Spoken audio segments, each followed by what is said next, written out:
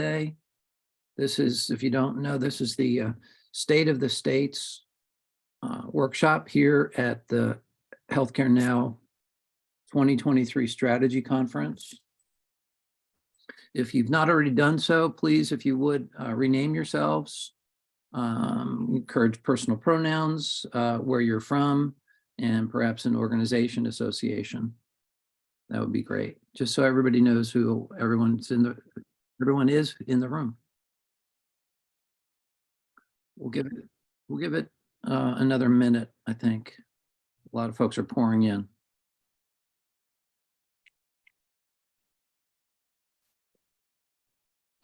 And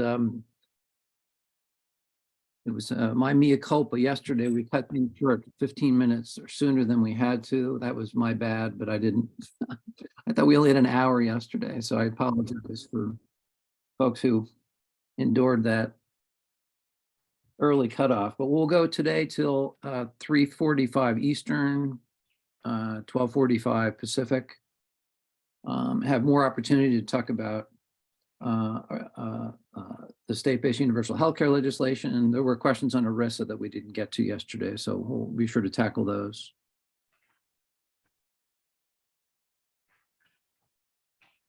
Okay. Again, welcome, folks, to the State of the States workshop provided to you by the One Pair States organization.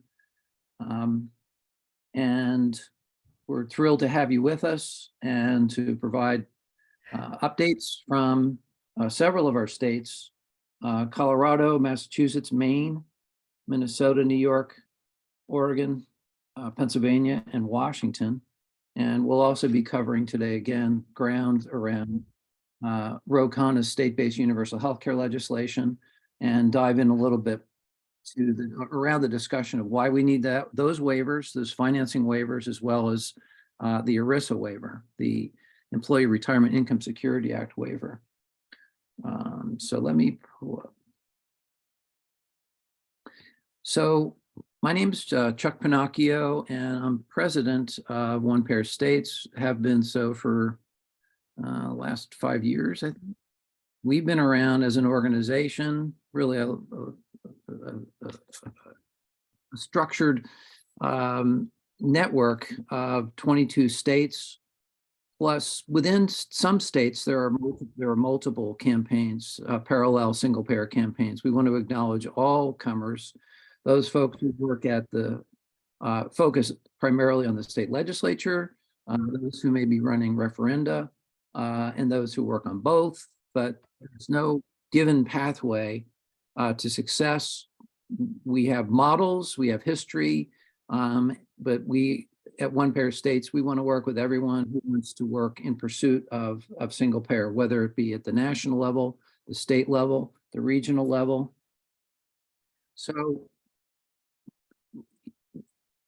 with a 2025 target year of implementing truly comprehensive guaranteed universal healthcare systems in at least 2 states that we can identify, maybe more, with the nation soon to follow, the One Pair States network of 22 state campaigns, or 22 state campaigns within 22 states, is proud to update you on our strategic state-based trailhead to national universal single payer healthcare.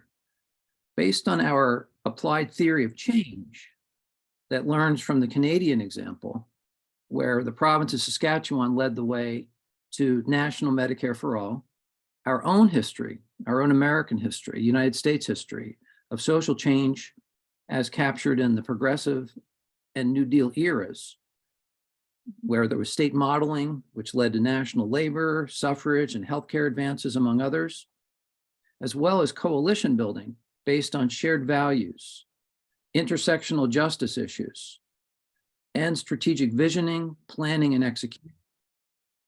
We are leading the way on a multi-state, 2-track, state and national campaign for success.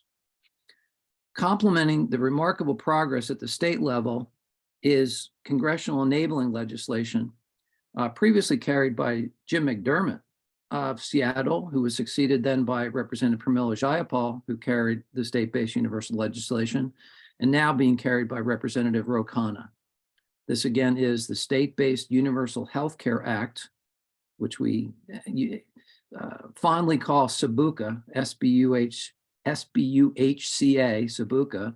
It's the State-Based Universal Health Care Act of 2023, which will soon be reintroduced, and is known as, you can reference that as HR 3775 from the last Congress, and we'll drop links into the chat, or somebody can do that even for us, HR 3775 from the 21-22 Congress.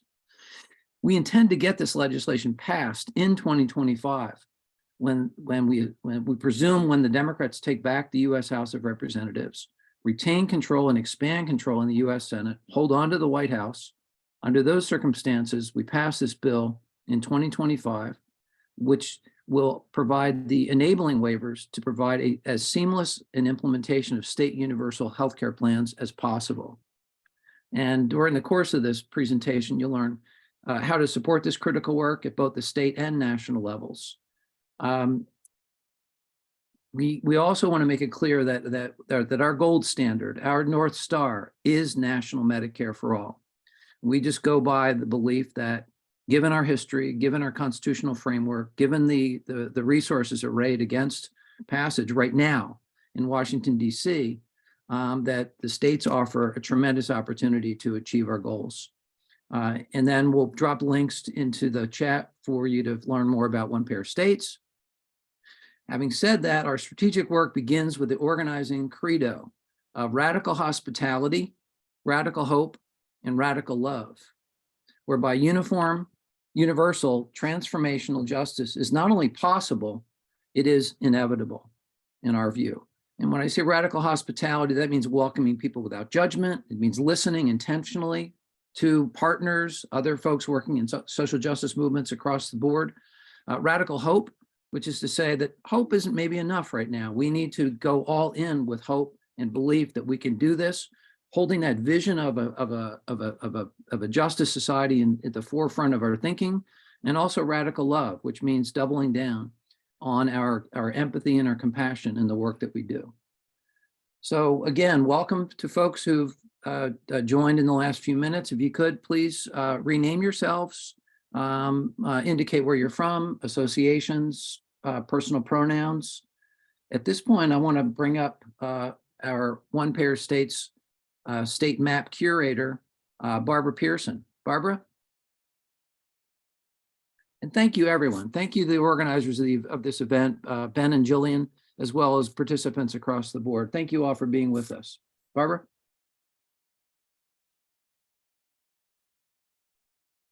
Barbara, you're muted. Need to,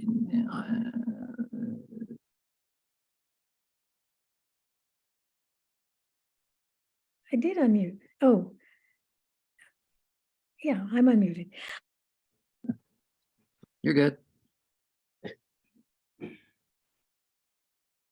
You're remuted for something. Again. Huh. And Barbara, then you as there. I've done that. Okay, well, can you hear me now? I hope. So I wanted to show you my screen, the screen. I had hoped that I could do it live online, but my it's not strong enough, my internet. So this is a map that's at onepayerstates.org/state. And this is the map part. And it's a dynamic map so that if you hover on one of the states, like here, before I took this snapshot, I hovered on Maine and then Maine came up, I double click, and then I go to a profile on Maine with their activity, their people, their contact people, and so forth. We have, I'm going to go back to here, but we have this little list of current bills and so forth is not really on the website, but you can tell by which states are lit. And it's about 20. And if anybody is working on a state and I don't have you, or if I have you wrong, please get it back in touch with me. I will put my email in the chat, but you can also get me through one-payer states. In addition to the campaigns in California, Maine, Massachusetts, many of us are here. There are also states that have had single payer legislation in the past and are working on getting it again. So, and some of them that are not working on getting it. And we also have some people that are working on that are working on regional, sorry about that, working on regional efforts. So up in the Pacific Northwest and in New England, especially in New England, where we have these small states, we've been talking about consortia, where we can either do something like everybody have a state bill that's reciprocal with the states, with all the other states, or even just do some things like getting together for negotiating drug prices on a larger scale, things like that. We also have states that can use a ballot. That's a constitutional issue within the state. And so there's about 35 states that can do it. We in Massachusetts have been using the non-binding ballot question. We could do a ballot question, but it's a big, expensive proposition. A non-binding ballot campaign is relatively easy, and it makes a great basis for lobbying and bird dogging if you can go to the district rep and say, hey, your district voted in favor. We also have within one-payer states, we have people who analyze the bills. So if you have questions about the bills in your states and so forth, we're a good resource for just tweaking your bills and making sure that they have all the characteristics. Anyway, I'm not going to spend too much because I'm going to get to talk about my state soon, and I'll let some other people talk about their states. So let me escape and stopping share. Terrific, Barbara. Thanks so much. Yeah, thanks so much for the overview on our state campaigns. And we're going to go in alphabetical order by state at this point. So we'll go Colorado, Massachusetts, Maine, Minnesota, New York, Oregon, Pennsylvania, and Washington. So coming up to talk to us from Colorado is Lydia Guzman, Healthcare for All Colorado. Lydia? Good morning, everyone. Buenos días y bienvenidos. My name is Lydia Guzman, and I'm from Denver, Colorado. I'm president of Healthcare for All Colorado, and I'm on the One Payer States Board. Before I begin, I just want to tell you that I said I was a retired educator, but one time we invited Rose Roach to Denver to do a presentation for Healthcare for All Colorado, and she really got me very interested in the work, and she made me feel that you didn't have to be a medical professional to be involved at the grassroots level to get it done. I also want to shout out Elaine Brainerd, who has developed a terrific relationship with Representative Basenecker, who is pushing our current bill in Colorado. And want to shout out all the organizations who've been working together to get the work done. We have a lot of shout outs. I don't have a lot of time to shout out everyone, but they're on the slide here because of the time that I have to speak. But I do want to shout out everyone who's been working on our latest Senate bill and House bill. And we're looking to have a ballot measure in 2025 or 2026 after this current bill goes through the legislative process. At this time, I just want to say a little bit about the prior work that's been done in Colorado. In 2019, there was a bill, HB 191176, that created a task force to work with an organization called the Colorado School of Public Health that was selected to conduct an analysis report. And they analyzed 3 different healthcare systems in Colorado, the current system, a multi-system that included employee benefits and private and public funds, and then a third one that looked at publicly financed and privately delivered option that delivered universal coverage. Again, I don't have to tell the activists in the audience that the results presented to the legislature in 2021 found that a fully publicly financed and privately delivered healthcare system that covered everyone in Colorado yielded the most healthcare savings. So that's a significant step. So now we're in the next step. Currently, Representative Baisnecker and McCormick and Senator Hawkins Lewis have brought a new bill forth that is House Bill 23-1209 that has passed the House. The total House has gone through a subcommittee in appropriations. It's now gone to a subcommittee in the Senate, which will be having a hearing on this bill next Thursday. So we're thrilled and excited in Colorado about the progress that's being done at the state level. And this would conduct a detailed analysis of the feasibility of creating a publicly financed, privately delivered universal healthcare system in Colorado, including how to finance a system. And it also asks answers some questions. And one of those questions looks at how a system that's a single payer system could look at gaps in the current healthcare system and address those gaps. So I'm not going to go into more detail about it because I have very limited time. I will put some links in the chat, but I do want to say that we have been working at the grassroots level for a long time for this. And I want to shout out the Colorado Foundation for Universal Healthcare, Healthcare for All Colorado Advocacy, Healthcare for All Colorado Foundation Board, Colorado PNHP, Young Invincibles, and all of the work that's been done to collaborate and work on this.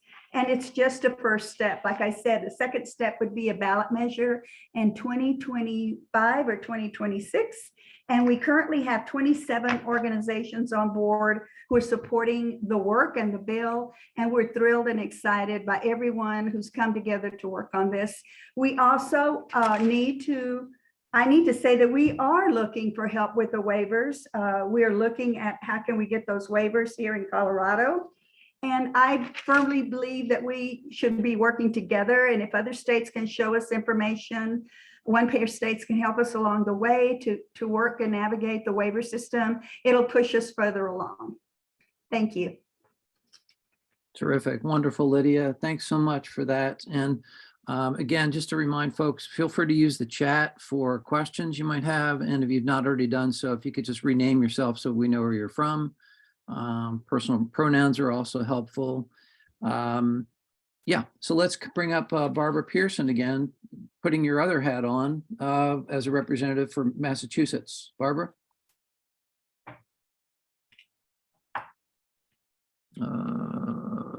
You got muted again. Let's see.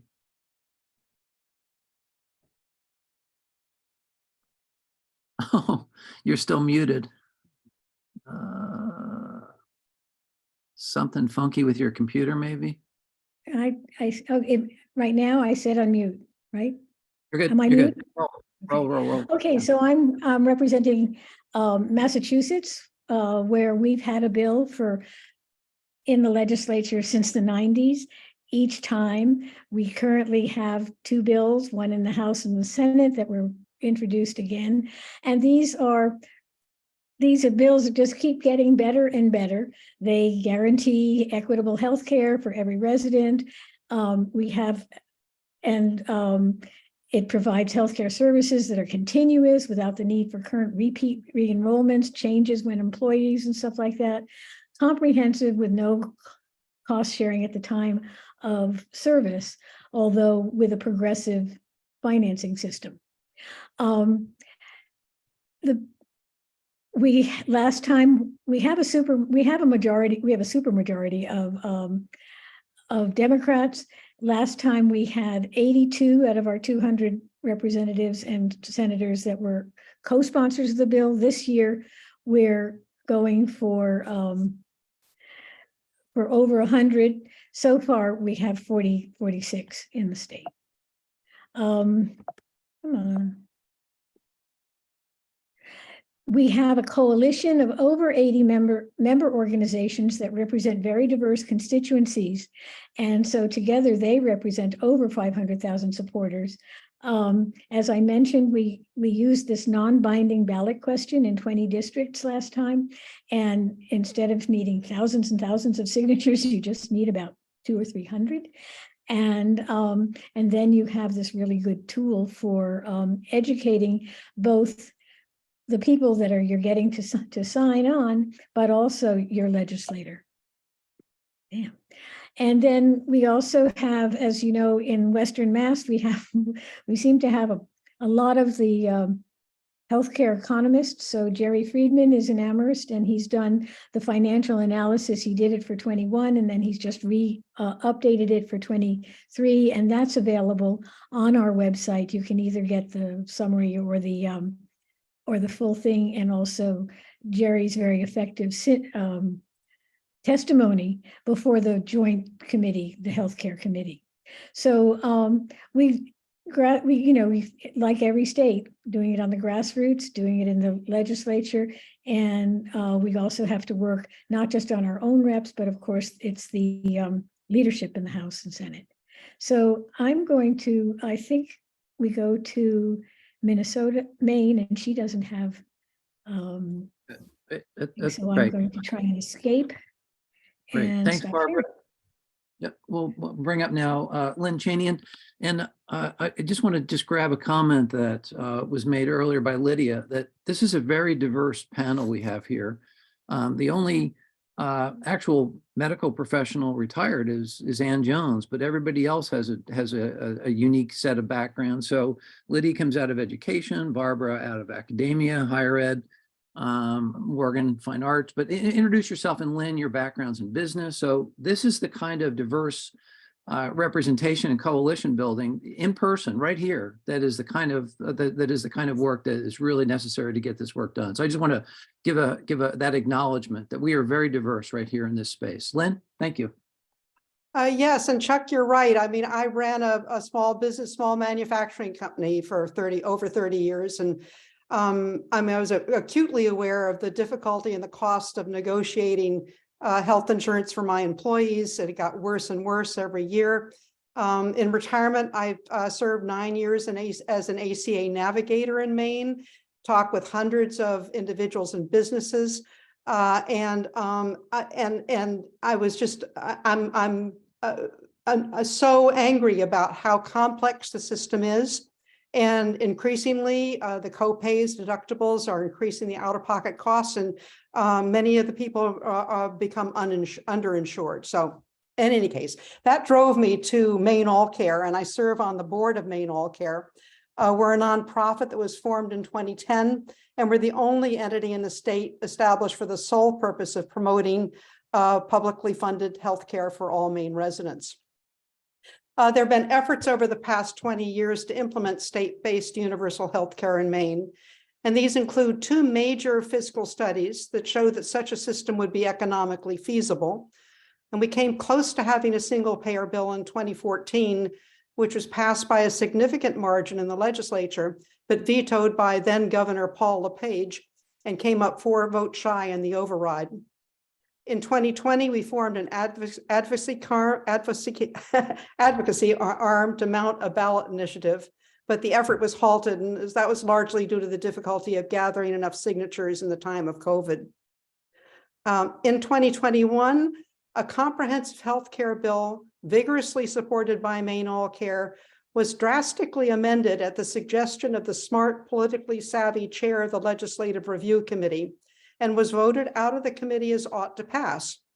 The amended bill is short and sweet. It creates the Maine healthcare plan to provide all medically necessary healthcare to all residents in the state, and forms a board, significantly with no insurance representative, to oversee the planning, implementation, and administration of the plan. This bill was passed by a majority of both the House and Senate and became law without the governor's signature.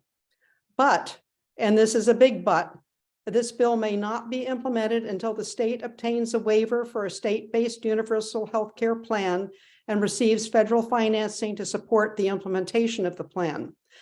California Representative Ro Khanna's SBUHCA bill, which Chuck alluded to or talked about earlier, and we can talk about it more afterwards, is the intended enabling legislation. And this means that Maine is in a unique position to have a universal health care bill that is triggered by SBUHCA. In the same session, the Maine legislature passed a joint resolution calling on the president and Congress to establish a federal waiver process for states in order to enable state-based universal health care plans.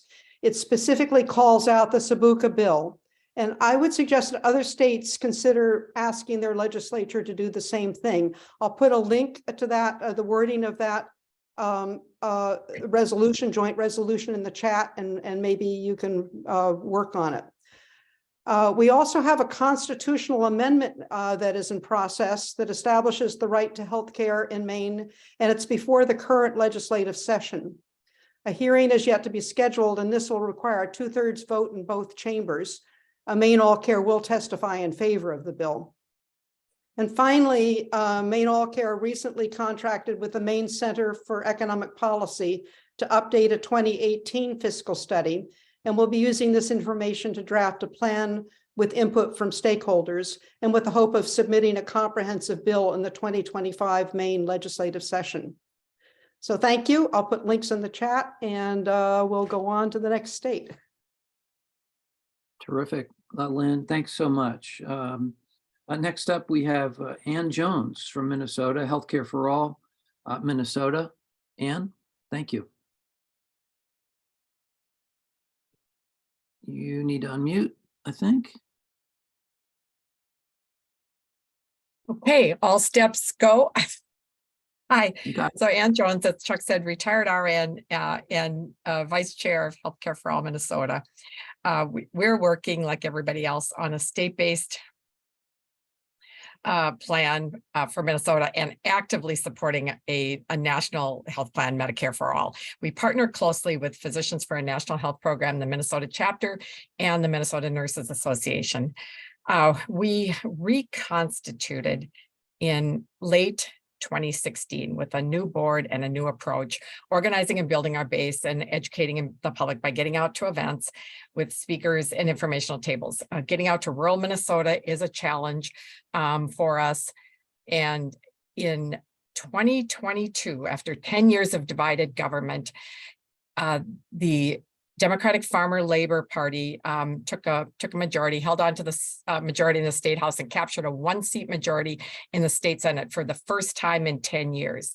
This offers some opportunities, but we're also competing with other progressive organizations with their legislative priorities, which have been on hold for some time. We are fortunate to have a longtime champion in the state Senate for a publicly financed and administered universal system. The legislation is written, it's excellent. It was reintroduced this session with a lead sponsor on the House and Senate sides and good support from legislators, all DFL as expected. New for us as an organization was to take the step of crafting a statement of legislative priorities and sending them to the Speaker of the House, the Senate Majority Leader, and the chairs of the Health and Human Services Policy and Finance Committees prior to the start of the session.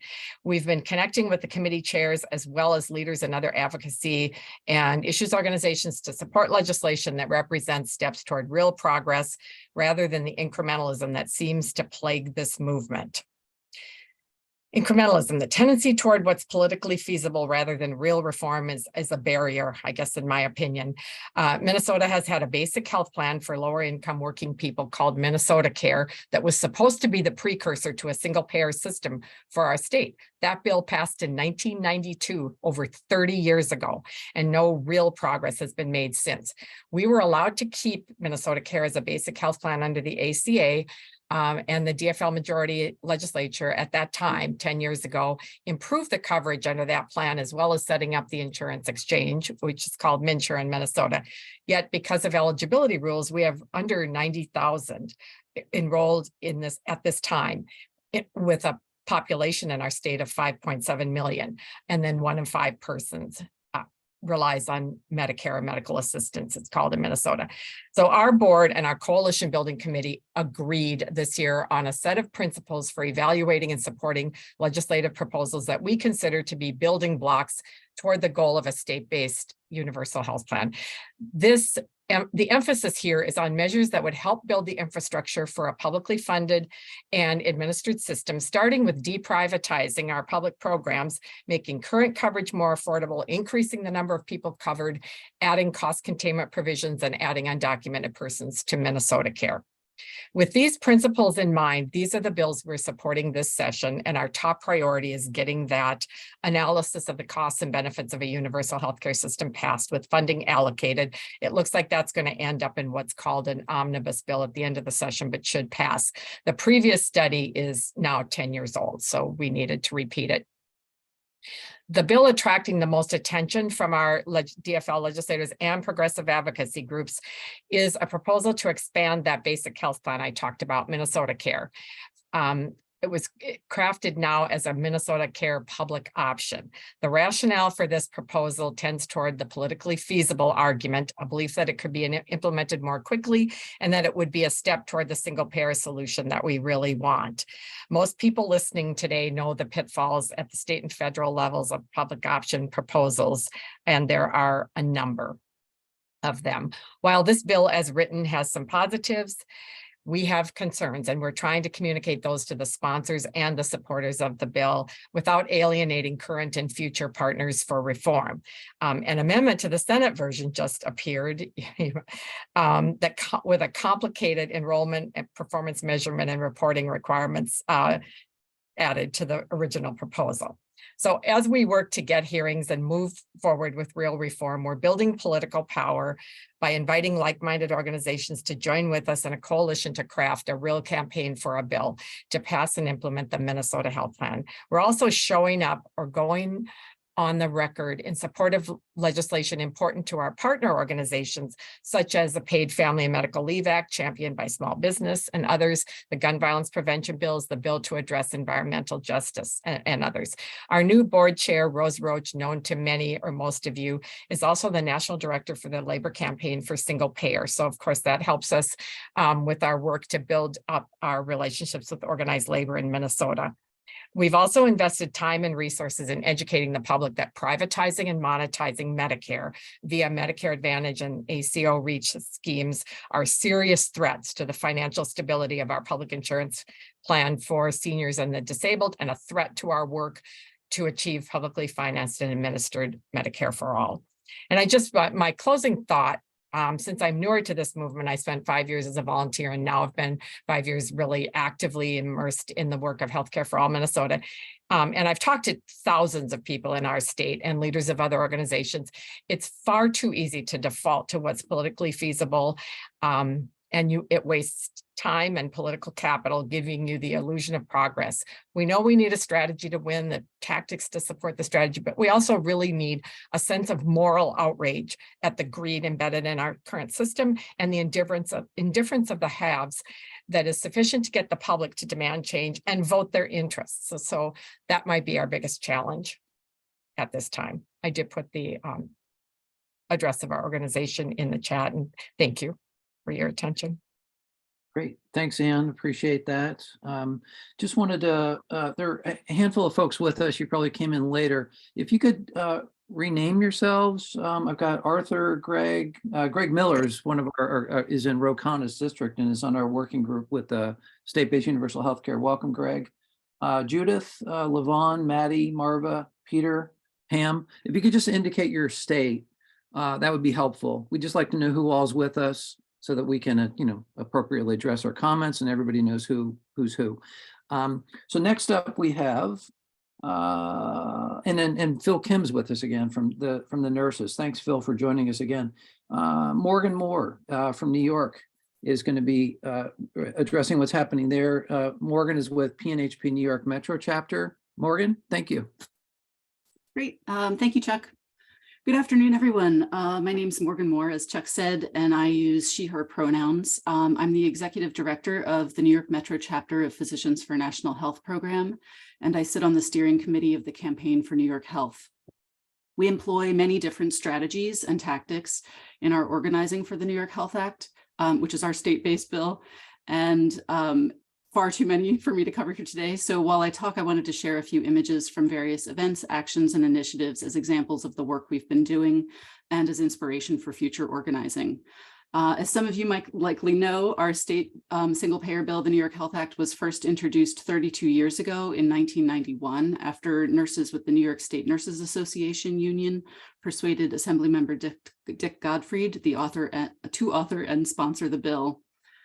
The New York Health Act has passed the Assembly 5 times and most recently in 2018, but it has yet to be brought to the floor for a vote in the state Senate, despite the fact that a few years ago we achieved Democratic supermajorities and have a majority support for the bill in both chambers.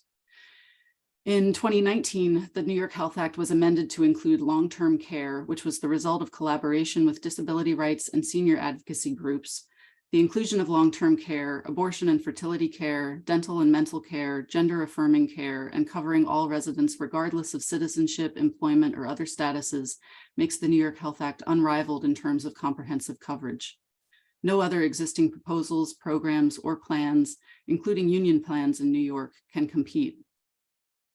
The incredible progress that we've made on the bill in the last several years is due to strong grassroots organizing across the state, facilitated through the leadership of the Campaign for New York Health, through a distributed organizing model that empowers organizations and activists to organize around the bill in the ways that best suit them locally. Throughout our organizing, we've focused on using the power of our stories to move people at their emotional core, to demonstrate the deep need for systemic change, and to illustrate the connection between the fight for single payer and the countless other fights for racial and economic justice and human rights more broadly. We've focused in particular on supporting and uplifting the experiences of marginalized people and communities who are disproportionately harmed by our profit-driven racist healthcare system. As you can see in this slide, our media strategy also pulls from the power of our stories and the intersections of related struggles for justice. I'll share some links in the chat for some of the press that's shown here, and for our chapter's Med Story Monday social media campaign, as well as some other inspiring organizing that's happening throughout the state. This past year has been a transitional year for us in both the campaign and in Albany. Senator Gustavo Rivera remains our steadfast lead sponsor in the state Senate, but Assemblymember Dick Gottfried, author of the bill and lead sponsor in the Assembly, retired this past December. And Assemblymember Amy Paulin has replaced him as both Health Committee Chair in the Assembly and the sponsor of the New York Health Act in the Assembly. It's our understanding that Rivera and Paulin will be making some amendments to the bill, primarily to address specific union concerns before reintroduction this session, once the state budget is finalized. Unfortunately, the state budget is now 3 weeks overdue, and it's holding up all other matters until those negotiations conclude. So last but not least, in some very exciting news this month, the Campaign for New York Health hired a new executive director. So please keep an eye out from the campaign for a big announcement about that. The best way to learn about the bill and to keep up with the campaign is by signing up for the campaign's mailing list on their website, which is shown on your screen here, and I'll drop a link to that in the chat as well, and to some other information. And thanks very much. I'll hand it back over to Chuck. Thanks so much, Morgan. Exciting work happening at so many different states. Thanks for New York. Next up, we have Linda Krygier out of Oregon, and Mid-Valley is advocates for healthcare justice and healthcare for all Oregon. Linda, thank you. Hi, Chuck, thanks. Yes, my name is Linda Krygier. My preferred pronouns are she, her, and I'm a member of the Mid-Valley Healthcare Advocates. And this is a group that I've joined more recently, but that has been working toward single payer universal healthcare in Oregon for over 30 years. So a lot of work has gone on in the past. And I just want to give a shout out to the folks who've been involved in that over the years.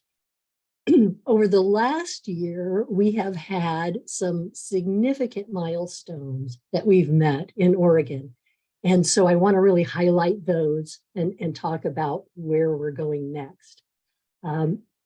In September of last year of 2022, our Joint Task Force on Universal Healthcare, which was created by a Senate Bill 770 that was passed in 2019. So after several years of work, they did present their report to our legislature here in Oregon. And that report detailed benefits and cost savings of a single payer universal health plan in Oregon. It's very comprehensive. That task force did amazing work and really put together something that our legislatures and our public could wrap their heads around, hopefully, about why this is so important and how it addresses many of the concerns that our folks have about their health care. Another thing that happened last year in November is we did pass Measure 111, which created an amendment to our state constitution that guarantees access to affordable health care as a fundamental right in Oregon. And that is a real milestone in giving the message to our legislatures and that the people of Oregon think this is a fundamental right and that it should be at the top of their lists. More recently, in 2023, this year's legislature, there was introduced a bill, Senate Bill 1089, that was based on the task force's recommendations. And that establishes a universal health plan governance board for the state of Oregon. And this is intended to be the permanent board as we actually get to the implementation of universal health care in Oregon. So it's a very exciting time right now. That just passed out of our Rules Committee last Thursday and is headed for the Ways and Means Committee. We have many sponsors and many supporters. We have grassroots folks who have been giving testimony to our work groups and legislatures and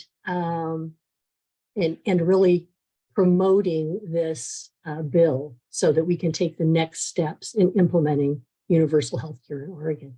So really excited to see what happens next. And I will put some links to each of these things so that you can see in the chat so that you can get more information about how we've done what we've done and the actual language of some of this legislation that's been approved here in Oregon.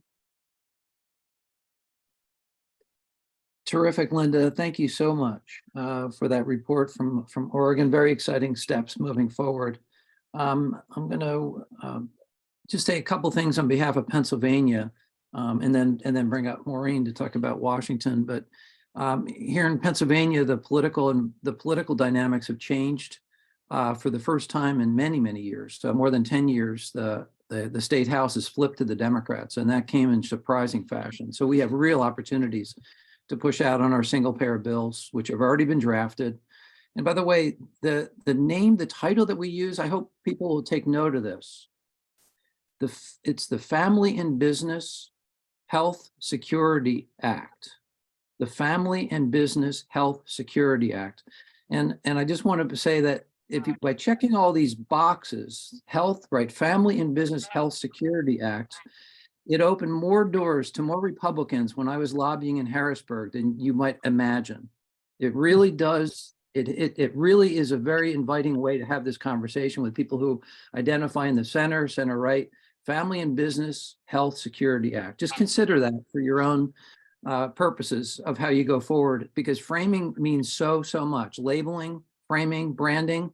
In any case, I learned that we were able to, because of that, and our sheer persistence, we had the only Republican-chaired standing committee hearing on single payer, I believe, in our country's history. That happened back in 2009, December of 2009, before Obamacare came in, the Affordable Care Act. But I'll tell you, and the guy who gave us the hearing was an insurance industry life executive. He was a lifetime executive. And we broke down the walls. because of sheer persistence and our ability to frame the issue and talk about it in different ways. So we're going to take another charge at this. Here we are, another more than 10 years later, but things are looking promising in Pennsylvania. So I just wanted to share that with you. And that's all I'm going to say about Pennsylvania right now, other than we did flip the only U.S. Senate seat in the country from R to D. And the first time in decades that we went from a Democratic governor to another Democratic governor. It's always gone Democrat, Republican, usually 8-year segments. So things are really hopping on the ground here. We're really very proud of what's happening in Pennsylvania. With that being said, let me turn it over to Maureen Brinck-Lund. Mo, Yeah. do you want to talk about Washington? you. Thank you. Thank you, Chuck. And thank you for that, that bill name. That is awesome. Family and business. It appeals to so many. So anyway, this is my little introductory slide. I have a few slides. The path to universal health care. Impossible to cover everything. And there's already been so much information. I just want to say my learning sort of in the last 48 hours or so is the power of us all. We're in, just like with the virus, we're all in this together. And I want to thank One Payer States for making it possible for us to come together and have a way to be in unity around this hard work that we're all doing. This is the Universal Healthcare Commission. I didn't write it out fully, but this is a little bit of a history. Before in Washington State, Chuck asked us to introduce ourselves a little bit. So I'm one of those people who, excuse me, I'm not a healthcare person per se. I have what's called a portfolio career. The last thing I did was career outplacement services for people who had lost their jobs, career counseling essentially. And prior to that, I was a landlady for 34 years. I took a break to get a master's in counseling. And I worked with some a research project with some nurses on Alzheimer's and sleep for a while. And prior to that, I was a tech writer for many years on a consulting basis. So I was sort of part of the initial gig workers back in the day. And I think the thing they all have in common is that I love to talk to strangers. So that's helped me be a willing doorbeller as well. So that's who I am. And I've come to this really through COVID because of Zoom, we were all able to meet, and I got hooked up with healthcare as a human right. And now I co-chair the committee that follows this Universal Healthcare Commission. So that's mostly what I have to speak about, but I gathered some other information. But I'd like to leave time for the Q&A. So I'm going to run through this real quickly and just say, the Universal Healthcare Work Group there at 2020, that group met and they did work of defining universal healthcare, and they also created 3 models. So and the one that was publicly managed and publicly funded and governed saved billions of dollars, literally, just in the state of Washington. So for all of you listening, I want you to know that One Payer States map is where you can find all of this information and more, plus the hot links to the bills and the groups. So I would suggest that you just put that down and sit back and relax because you can get this information elsewise. You don't have to look in the chat. You don't have to write it down on paper. The Universal Healthcare Commission was formed in Washington State, met for a full year, put out a report. And in the law that created that commission, there were 2 mandates. One was to create some steps along the way that create and implement immediate and impactful changes in the healthcare access and delivery system in Washington State. And some of those things are actually coming about. And some of them are through the commission, some elsewise. I'm still back on that first slide, sorry. And the second thing was to prepare the state for this universal healthcare system, including a unified system. And they were to look into single payer as well as other methods. We're having a job keeping them aware of single payer being an issue that they need to be dealing with. So in 2023, as you can see there at the bottom, the Financial and Technical Advisory Committee has come about, and that is very timely and interesting. We are learning a lot from Oregon, and we're collaborating with Oregon. people are coming to our meetings and helping us and advising us. So that's another instance where coming together, and there's even talk about regional solutions. I guess you can go to the next slide, Barbara. So this slide is just listing a couple of bills that went before. We're trying to get the Universal Healthcare Commission to look at these existing bills, because those could easily be the program for a new bill. And but the big problem, of course, is the federal stuff. And in SBUHCA lies a lot of our solution to that. So our commission is tasked with starting the process of getting waivers as soon as there's a plan. There just isn't a plan yet. So the next slide shows a few of the hotspots of transitional strategies. There's a public option that's been added to our availability in the state, but which was, I guess, the nation's first. And the 1332 waiver for undocumented immigrants is the nation's first, and we were able to pull that off this year. And then that waiver is going to be looked at again to see about creating premium reductions, much as Colorado has done. We've got 3 new groups in the state healthcare bureaucracy that is working on cost transparency and cost control. So I think you can go to the next slide, because before I stop talking, I want to brag on Healthcare is a Human Right Washington. What a fantastic group. We're a coalition of 66 other groups, part of Washington Community Action Network. All these links and everything will be in our page on the map. So and this HUC subcommittee is the one that's tracking, monitoring, and trying to influence the Universal Healthcare Commission. And we've had some great successes, I think, but they come in little incremental pieces. And yesterday I spoke about the head of our Universal Healthcare Commission, who is Vicki Lowe, and she's also the head of the executive director for American Indian Health Commission, which is a nonprofit here in the state of Washington that does Indian healthcare. And in her tribe, she, for 20 years, worked on unifying their healthcare system, and it's been very successful, and it looks like a single payer system.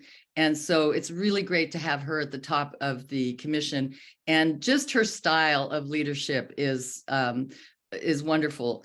Some of the things that we're looking forward to doing more of is David Loud is in the audience here today, I think, and he's been working really hard on getting us to coordinate with labor. Washington State Labor is taking a real interest in a single payer universal healthcare system. So I'll leave it at that and turn it over to the Q&A. Thank you. Great, thanks so much for that, Mo. Appreciate it. And at this point, let's pivot, and I want to just set up this discussion around ERISA and SBUHCA, the state-based universal healthcare legislation, and see if folks have questions and concerns about that. We have about 20 minutes remaining. I did see a number of questions. Let me just see if I can fly by them real quickly, and then bring this other stuff up. One of the things that we need to talk about is actually getting a single payer desk office, a dedicated desk in Washington, D.C. There has never been one.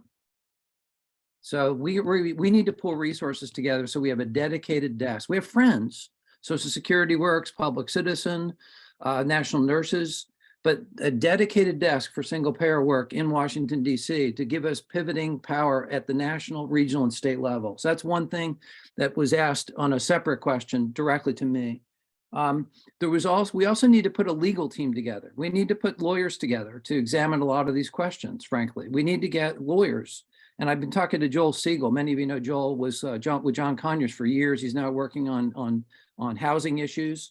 But we do need to get a legal team together so we know exactly what we're talking about. People who are specialists in ERISA. So I'm not a lawyer. I don't even play one on television. And then there's another tricky question here. And I know, Phil Kim is with us, and it has to do with how do you pursue the waivers? So this will pivot into the conversation we're going to have right now, which is we do need the waivers in our judgment. That's our view at one payer states. You need that insulation, you need that protection, you need that legal standing, because there are going to be legal challenges. And do we really want this question to go before the Supreme Court? I don't think so. So that's the premise in part of why it is that we support both the financial waivers as well as the legal waiver, which is the Employee Retirement Income Security Act. I'm going to throw a couple things up on the screen here in a second, but the question is, can you begin pursuing the waivers, or can you begin negotiating for the waivers, or can you begin even having conversations about the waivers even before your bill is complete? And there is a back and forth going on in California. I think a lot of people are aware that this is happening. And I know that Ash Kara, before he introduced AB 1400 last session, he did, as I understand it, he went to Toronto, he went to New York, he went to Washington to begin having conversations with folks over at Health and Human Services. And I think that they were simply informational to see what needs to be included in legislation going forward. So I'm just going to say that as an agnostic, somebody who loves to collect evidence and information, I like collecting information. I like to know what different agencies of government, it's not just Health and Human Services. We're also talking about Department of Labor. We're also talking about the IRS, because I believe, and I just had a meeting with Warren George out of Oregon, along with Emma Preston, who is Ro Khanna's Healthcare LA, the question of, do we need IRS waivers? Because it's going to take a lot of creative financing and taxation at the state level.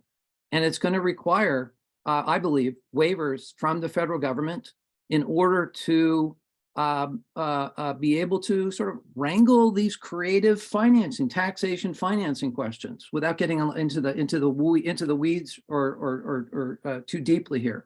So the question of waivers it's a process question, it's a legal question, it's a procedural question, it's also a political question. And so here at One Payer States, we want to be supportive of efforts to get as much information as possible as we move forward, so that our legislation is informed as much as possible by what we know, what we can know, and what we can make legal determinations about. I hope that helps to answer the question. It's a sort of a more nuanced kind of a position, and we're not in any way, like trying to insert ourselves into what's happening in California right now. But I just want you to know the opinion from the outside of One Payer States, looking at all the states, because Oregon and Washington right now, in my judgment, and I think the judgment of most of us, are closer than anybody else to achieving this. We may have differences here. You never know. California can jump to the front of the queue. New York can jump to the front of the queue if there's a quick political change and shift, and we just never know.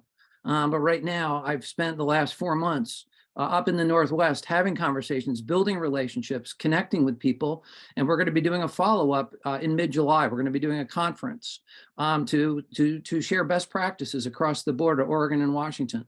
And then in August, we're going to assemble, and we're in the process of doing this right now, key members of Congress, including Ro Khanna, Pramila Jayapal, and others, with state legislators, to have the conversation across the governing agencies and the state and national representatives. So we need to be talking to each other. I think conversation and communication is critical, and not only is it critical there, but it's critical here. I think we often falter because we're not communicating among ourselves here, and that's really, really important. So I'm going to be more proactive than I've ever been before.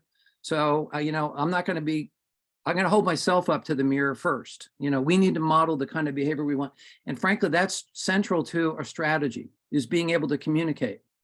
But just thinking in terms of strategy, and then I'm going to come back around to ERISA and SBUHCA.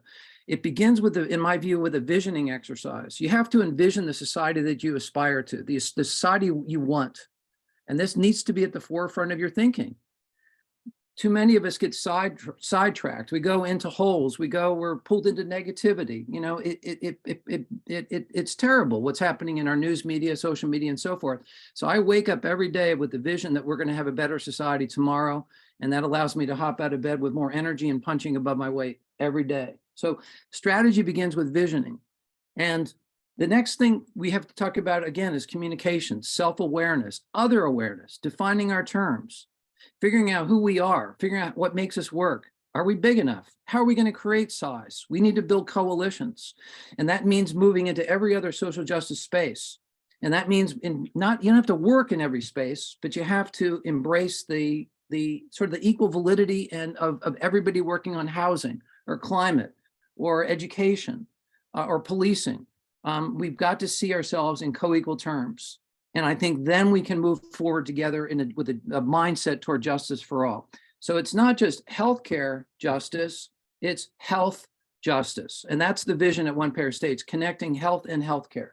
So I just want to frame that out as a context for really understanding the work that we're doing and the work that you'd be supporting if you do jump in and volunteer and or contribute, whatever you do. We want to work with all the other organizations, PNHP, Healthcare Now, Labor for Single Payer, all the state organizations, National Nurses Union, and the other groups that I mentioned, such as Social Security Works and Public Citizen. And of course, you begin naming them and you're going to forget people. But one of the groups that's coming in to join the fight here actually is Audie Barkin's Be a Hero. And they've got a lot of resources. So things are getting a lot more positive in my view, having spent so much time up in the Northwest. So let me pull up for you on the screen here, just for conversation purposes, where we are in terms of the state-based universal healthcare legislation and what that needs to look like. So this is a summary sheet that I'm pulling up. And credit goes to our working team, Sam Metz, PNHP Oregon, Chris, let's see, Charlie Swanson had a hand in this, Chris Curry, and others. So this is a document that speaks to why we need these waivers. So this is it's a just over 1 page talking sheet. We're going to put this in the form of a brochure, so that we're going to be able to have this accessible for purposes of lobbying. And frankly, we're going to dumb down the language a little bit. We don't want it to sound too wonky. We want it to be accessible. We want it, the document itself to be attractive and so forth. But these are some of the key talking points. We all know what the value of single payer is as a financing format. Single payer references financing. We also need to be aware that 95% of the public are confused when they hear the term single payer. This is an inside term. It's a term that we get and understand that we're talking about the whole of the project, which is also delivery. But we've got to figure out ways to convey that it's both financing and delivery of healthcare that we aspire to, whether we call it expand and improved healthcare for Medicare for all, or universal, guaranteed, comprehensive healthcare for all, what have you. But nonetheless, we have to be really smart about our language here. So we know that the amount of money that we save on administration is absolutely critical. And unless you do that, we're never going to be able to get to universal health care. So the administrative piece of it is absolutely crucial. And all credit to the organizations like PNHP and others who have done the research on this work over the years. We've got to figure out the financing piece, right? So, and in order to do that, we need to get the waivers to be able to capture the federal dollars we're paying from the states and bring back Medicare, Medicaid, VA, CHIPS, and all these, well, not VA, there's a carve out for VA and American Indian Health Services. But let me just keep going down this list here. Why don't states take the lead? Actually, the states are taking the lead. That's sort of a teasing question. And this is what the work that's been reported on today and yesterday. So these are the federal programs that we need to coordinate in terms of the state-based single payer, and that is Medicaid, Medicare, whoops. We also need a waiver for the Affordable Care Act. We need a waiver here specifically for Rizo. And we'll talk about that in a little bit more depth. I just want to go through the run of what we're after. Federal employee health care plans, TRICARE, and then what I mentioned here, the conversation that we're now striking up with congressional leaders. We want this language in the new state-based universal healthcare bill, and that is a waiver from the IRS. These are all critical components in order to be able to finance as efficiently and effectively as possible to create a seamless, as close to a single payer system at the state level as possible, as humanly possible. Again, there's a carve out for VA, but the VA system remains intact and Indian Health Services remain intact. But of course, at the state level, the program will wrap around any shortages or any shortcomings that might exist with VA and Indian Health Services. So these are the waivers that we're talking about needing to acquire from Congress, and we need all members of Congress, especially in the Democratic caucus, but we also are going to work hard at winning over Republicans who know that their party is a hot mess, and those who are thoughtful and know that they have to figure out a way forward into the future. One of whom is Brian Fitzpatrick, Congressman from Bucks County, where I used to live. I'm going to take a run at him. We're going to work on this. Ro Khan has got a relationship with him. We are going to do whatever we can, not whatever we can in terms of our principles, but whatever it is that we can to win them over. And that includes reframing the way that we talk about these things. Who cares what the language is ultimately, so long as it's successful in winning the political the fight? So that's in summary what we're talking about with the waivers. Let's talk specifically about ERISA, and then we'll open this up for questions, comments that folks have got. And I know we've got people in the room here smarter than me on ERISA, but ERISA, for those of you who are not acquainted, was a federal law passed in 1974, and it was designed to protect companies, businesses that provided benefits for their employees, including health self-insurance, health insurance. Back in 1974, health insurance was not nearly as big a deal as it is today. Now it's overwhelming in terms of its rank of benefits that come through employment. As you all know, coming out of World War II, the United States made this critical, I think we all believe, for those who support the work we're doing, critical mistake of tying healthcare to employment. Nonetheless, that's where we are right now. And there are a lot of big employers who actually like the healthcare system that we have right now because it gives them a competitive advantage over smaller companies in the same competitive markets, right? The large employers want to hold on to the existing system, as broken as it is, because it gives them a competitive advantage. And the chances are is that they're going to take our states to court to try to block the implementation of a comprehensive healthcare system. So we need to get this ERISA waiver done in order to protect the states and to keep us from having to fight the legal battle to implement this comprehensive universal healthcare system. So I'll stop there without getting too far into the weeds and see if folks have got questions. But ERISA we believe it's a critical component, especially from the perspective of the folks in Washington and Oregon with whom I'm working closest these days.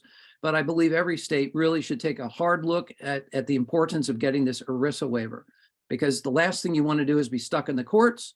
And the last thing you want to do is have your program come before the right-wing Supreme Court.